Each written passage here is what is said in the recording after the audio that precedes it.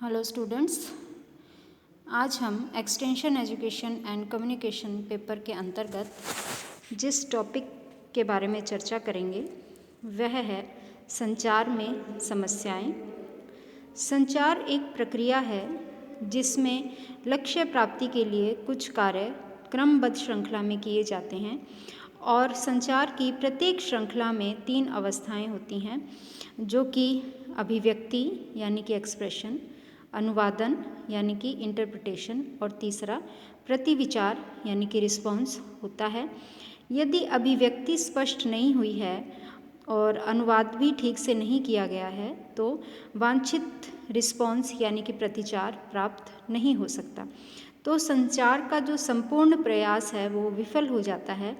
इसीलिए हम आज बात करेंगे इसमें कि संचार में कौन कौन सी कठिनाइयों का सामना एक संचार कार्यकर्ता को करना पड़ता है और ये समस्याएं कितने प्रकार की हैं और इन समस्याओं से किस प्रकार से छुटकारा प्राप्त किया जा सकता है। तो संचार में जो समस्याएं हैं उन्हें निम्न प्रकार से विभक्त किया गया है। सबसे पहले संचार की प्रकृति के अनुरूप, दूसरा संचार की विभिन्न अवस्थाओं से संबंधित और तीसरा संचार के प्रकार के अनुरूप। सबसे पहला है संचार की प्रकृति के अनुरूप। तो जो संचार इसमें फिर पुनः इसको 3 भागों में बांटा गया है: भौतिक समस्याएं, मनोवैज्ञानिक समस्याएं और तीसरा सांस्कृतिक समस्याएं। भौतिक समस्याएं आ जाती हैं जैसे कि आवाज़ में दोष, मंच पर बोलने से संचार कार्यकर्ता को घबराहट होना, चिंता, भय आदि बातें जो हैं वो संचारकर्ता के प्रति श्रोता में विपरीत प्रतिक्रिया पैदा कर देता है। तो ये एक तरह से भौतिक समस्या होती हैं। दूसरा जो है मनोवैज्ञानिक समस्या, यानी कि भाषा की प्रकृति और व्यक्ति की संवेगात्मक विशेषताओं और मानसिक क्षमताओं से संबंधित कुछ मनोवैज्ञानिक समस्याएं होती हैं।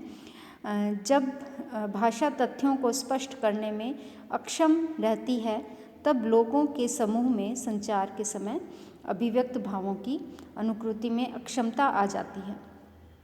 यह जो है वो मनोवैज्ञानिक रूप से आती है और मानसिक स्तर पर ही यह समस्याएं देखी जाती है। तीसरा है सांस्कृतिक समस्याएं, यानी कि सांस्कृतिक विभिन्नता बाधा उत्पन्न कर सकता है। जिस तरह से संचार को उस स्थान के सांस्कृतिक मूल्यों के अनुरूप बनाया जाता है उस पर संचार की सफलता निर्भर करती है। लेकिन यदि इस तरह से संचार को बिना किसी उस ढंग परिवेश से समझे, उस सांस्कृतिक परिवेश से बिना समझे जो है वो संचार प्रक्रिया को किया जाए तो वह विविध सामाजिक सीमाओं को पार नहीं पा पाता और विभिन्न समस्याएं जो हैं वो उजागर हो जाती हैं। इसके बाद में जो नेक्स्ट समस्याओं का प्रकार है वह है संचार की विभिन्न प्रवस्थाओं से संबंधित समस्याएं। संचार की प्रवस्थाओं के अनुरूप उठने वाली समस्याएं इसके अंतर्गत आती हैं और उन सभी तत्वों की गणना की जाती है जो कि संचार के मुख्य अंग हैं। इसमें सबसे पहला है संचारकर्ता से संबंधित समस्याएं। जो संचार कार्य करता है वह उसके कारण कौन कौन सी कठिनाइयाँ आ सकती हैं वह हैं: सबसे पहला अप्रभावी वातावरण। जो वातावरण संचारकर्ता बनाता है यह उस बात पर असर डालता है कि वह कितने अच्छे ढंग से लोगों को प्रभावित कर सकता है। कुछ भौतिक सुविधाएं, दूसरों के विचारों का सम्मान, अनुज्ञापकतापूर्ण वातावरण तथा विभिन्न प्रकार के जो भावनात्मक पक्ष हैं वह इस तरह के उस स्तर के बनाए जाते हैं कि एक प्रभावशाली संचार बन सके। दूसरा जो इसमें बात हम करते हैं कि संचार करने का अव्यवस्थित ढंग अगर अपनाया जाता है, उसमें किसी तरह की कोई व्यवस्था नहीं है, उसमें विचारों में, शब्दों में, विषय वस्तु से संबंधित कोई तथ्यात्मक बात नहीं है, शुद्धता नहीं है, तो भी यह एक कठिनाई हो सकती है। इसके अलावा सामाजिक उत्तरदायित्व का स्तर भी देखा जाता है कि संचारकर्ता पर एक महत्वपूर्ण सामाजिक उत्तरदायित्व रहता है। यदि उसके निर्वहन में वह कोई किसी तरह से त्रुटि होती है तो संचार का प्रभाव जो है वो जनसमूह पर नहीं पड़ता। इसलिए सामाजिक उत्तरदायित्व का स्तर भी एक महत्वपूर्ण कारक यहाँ पर होता है। यदि संचारकर्ता के द्वारा अनुपयुक्त संकेत दिए जाते हैं और वो संकेत जो कि श्रोता समझ नहीं पा रहा है तो भी संचार निरर्थक हो जाता है। इसके अलावा नेक्स्ट जो इसमें कठिनाई है वह है संचार क्रिया के प्रति गलत अवधारणा।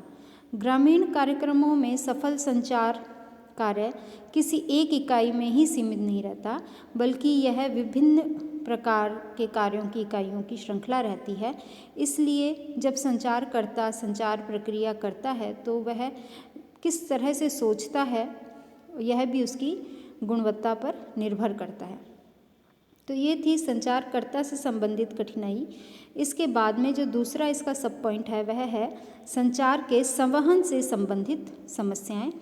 संवहन का मतलब है कि संदेशों के निर्वचन स्तर पर भी कई बाधाएं आ सकती हैं, जैसे कि इन्हें जो है वो कैपिटल नॉइज़ के नाम से संबोधित किया जाता है, NOISE, और उसी के और संदेश के निर्वचन को प्रभावित करने का कारण यह बनता है, जिसमें सबसे पहला पॉइंट है माध्यम का गलत प्रयोग। यदि सभाएं, भ्रमण, रेडियो या अन्य किसी माध्यम को ठीक से प्रयोग नहीं किया गया है या सही तरीके की तकनीक की जानकारी नहीं है तो संदेश जो है वो लोगों तक नहीं पहुंच पाता और धन, श्रम सब व्यर्थ हो जाता है। दूसरा, माध्यम का अनुचित चयन, यानी कि जो टारगेट एरिया है वह किस संचार माध्यम को सही तरीके से सुन पाएगा, समझ पाएगा, देख पाएगा, वह संचार माध्यम ही अगर गलत चुन लिया गया है तो भी संदेश जो है वो उसका निर्वचन क्रिया में बाधा पड़ती है। तीसरा जो पॉइंट है वह है ध्यानांतरण से संबंधित भौतिक बाधाएं, जैसे कि संदेश के संवहन के मार्ग में आने वाली भौतिक ध्यानांतरण बाधाओं को दूर करने में असफल रहने पर भी सफल संचार में रुकावट आती है। नेक्स्ट फोर्थ पॉइंट है इसके अंतर्गत समानांतर संचार माध्यमों का अनुचित प्रयोग। संचार में एक संदेश के लिए एक साथ ही कई माध्यमों का समानांतर ढंग से प्रयोग किया जाता है और समानांतर माध्यम का प्रयोग का चुनाव गलत तरीके से अगर किया गया है तो संचार की पूरी प्रक्रिया ही सफल नहीं हो पाती है। ऐसे में संचार में के संबंध में समस्याएं उत्पन्न होती हैं। नेक्स्ट जो पॉइंट है वह है ग्रहणकर्ता से संबंधित समस्याएं। कोई भी संचार जो है वो तभी सफल होता है जब कि वो श्रोता तक पहुंच पाता है। तो यानी कि पूरी संचार प्रक्रिया में श्रोता एक महत्वपूर्ण बिंदु है या श्रोता जो है वो एक महत्वपूर्ण स्थान रखता है। तो श्रोता यानी कि ग्रहणकर्ता से संबंधित जो समस्याएं हैं वे इस प्रकार से हैं। यदि श्रोता का ध्यान और उसकी एकाग्रता जो है वो संचारकर्ता तक नहीं है, वो एकाग्र रूप से नहीं सुन रहा है तो वांछित लक्ष्य प्राप्त नहीं हो पाता। सेकंड जो इसमें पॉइंट है वह है सहयोग, सहभागिता और संलग्नता की समस्या। किसी भी नई बात को, नए काम को मिलकर करना जरूरी होता है, इसलिए दोनों तरफ से ये 2 वे प्रोसेस होता है। तो दोनों तरफ से सहयोग की आकांक्षा होती है और जब दोनों मिलकर काम करते हैं तभी वह सफल संचार हो पाता है। इसी तरह समरूपता की भी समस्या आती है। श्रोताओं की विशेषताओं से संबंधित समस्या हो सकती हैं। बड़ा अगर ग्रुप में है तो उसमें अलग अलग तरह के श्रोता होते हैं। ऐसे में ग्रहणकर्ताओं से संबंधित समस्याओं का सामना करना पड़ता है। साथ ही साथ श्रोताओं को संचारकर्ता के प्रति जो मनोवृत्ति है वह भी एक महत्वपूर्ण तत्व है। संचारकर्ता का एक काम यह भी है कि वह अपने ग्रहणकर्ताओं के में अपने प्रति अनुकूल मनोवृत्ति बनाए।